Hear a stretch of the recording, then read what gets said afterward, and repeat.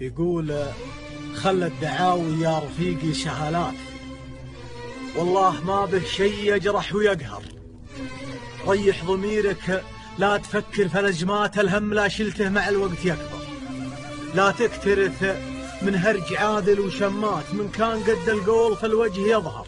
ولا تلتفت لو تسمع أصوات واصوات واصل، ولا تشتاط من حس الأغبر.